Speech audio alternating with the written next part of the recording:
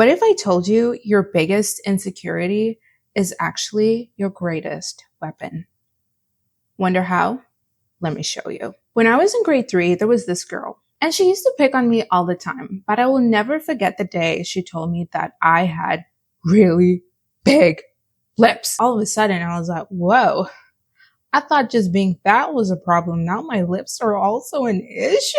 Then fast forward to the 2010s, and we have Miss Kylie Jenner launching her billion-dollar empire, Kylie Cosmetics.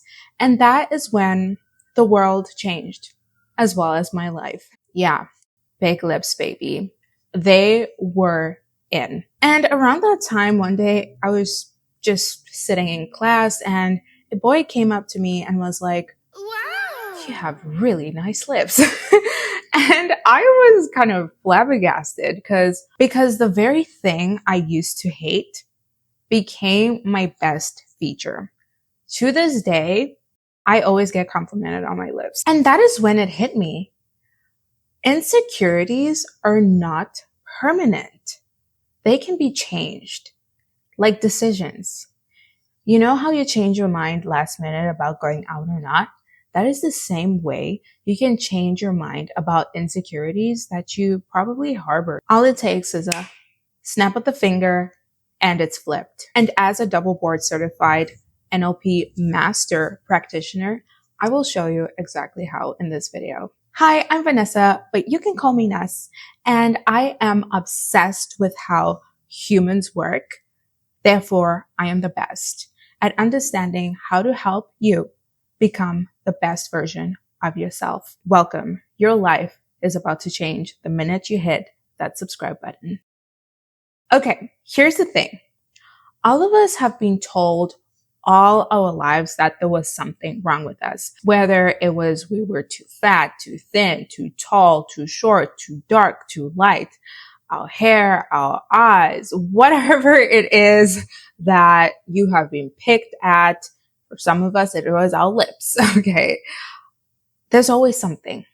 But what if the thing you were hiding or the thing that you were embarrassed or ashamed of, that very same insecurity is the thing that makes you absolutely magnetic? That is the game that the Karjenner clan perfected to the T. Something that I have always admired about the Karjenner family is that they have always had a way of turning their insecurities into their greatest weapon. They didn't erase what was wrong about them. Like, they were thicker in a time where being 2000 skinny was the thing. And sure, we can talk about all the social, political, and cultural appropriate things that they have done. That is for a whole nother video. Okay. Right now, we are looking at the game, not the player. And this has been prevalent not just with the Karjenner family, but with history in general. When we look back in time, for example, in the 1920s, androgynous and thin bodies were really in. And then fast forward 30 years later, being curvy was in. And then not even 40 years later, we had the 90s thick thin obsession that was going on. And in the 2010s, we had BBLs, curves, lip fillers, and the list could go on. And now in the 2020s, we're swinging back that pendulum back to being stick thin, back to being slim, especially with the Ozempic craze. But this just shows you that it is all in cycle. And I mentioned this in the very first video on my channel called Why is Everybody Getting Skinny Again? Not only the media perspective, but as well as the astrological perspective on that. So if you're interested, make sure to watch it. The Karjenners are a good example of observers that see where the pendulum is swinging and pick the insecurity society is already obsessing over, be it lips, curves, even skin. And they built billion-dollar empires around that. If you look at all of their brands, their products, it's all centered around things that women tend to be insecure about. But instead of trying to hide that and trying to fit into the mold that society tried to force onto them, they break out of that and create their own beauty standard. their own beauty trend. Hence why the Karjenners had such a strong chokehold on the beauty standards of today. Someone who has also mastered the game of playing with insecurities and using it to their advantage is the great Andy Warhol. Same playbook. He had bad skin, he had scars from when he got shot, and he had really thin hair. But instead of hiding them, he made them iconic. He literally looked at himself and saw how thin his hair was and was like, you know what? I'm going to wear a crazy wig on top of my head just because. It was almost a very paradoxical, mocking thing to society to be like, oh, you're going to make fun of my hair? Well, I'm going to give you reason to talk more about me. And honestly, he is a legend. And if you are someone who would love to go into media studies, I recommend that you read up on Andy Warhol. I love him. His flaws became his brand. So how do you use this for yourself? Now, that is where I bring my NLP masters. Number 1, drop the old belief. So the same way that I was stuck in this narrative that I had the biggest lips on the planet and they were too big, like literally my photos when I was a kid, like I used to smile like this because I didn't want people to see how big my lips were. Now, looking back, I'm like, that was some psycho behavior, but I was really convinced that my lips were too big. But drop the old belief of whatever it is, whether you're too tall, too fat, too dark, too light.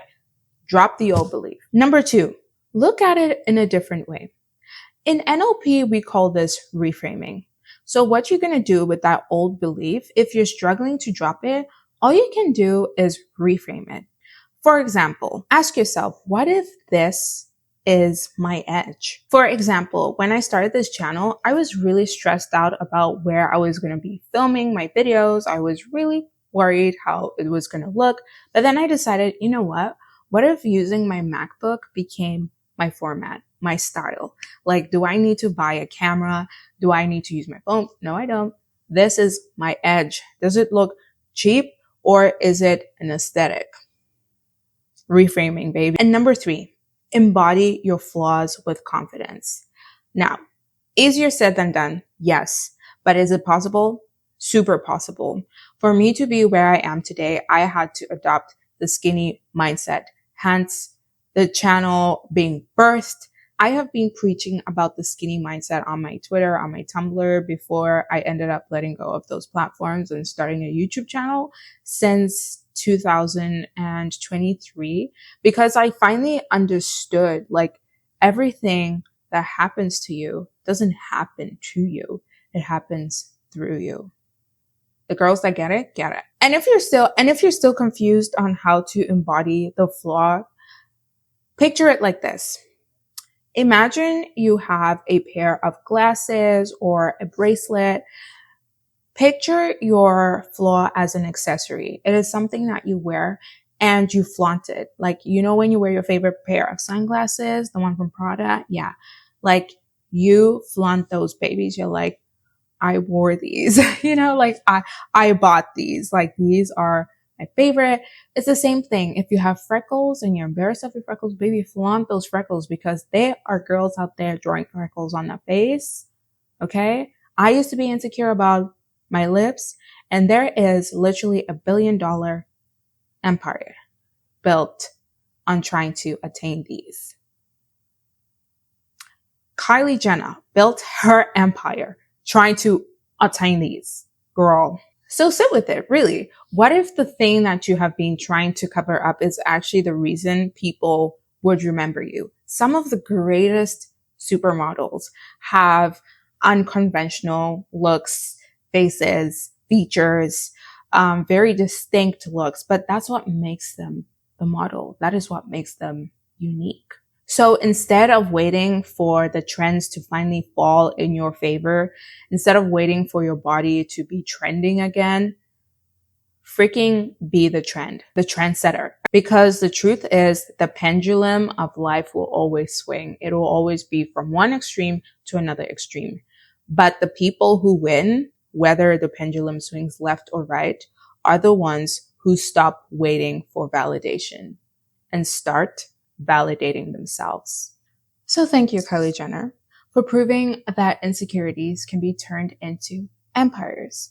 But the real thank you goes to you, skinny sister. Yeah, exactly. If you are a part of the skinny sisterhood, you know that you're a bad bitch, period. Okay. You knew from the get-go, which is why you subscribed. And for those of you who aren't a part of the skinny sisterhood, I know you're going to subscribe because based off of you watching this video right till the end, you have decided that you're going to stop fighting your flaws and start weaponizing them, using them to your advantage, remembering that they are your magnet for greatness and not destruction.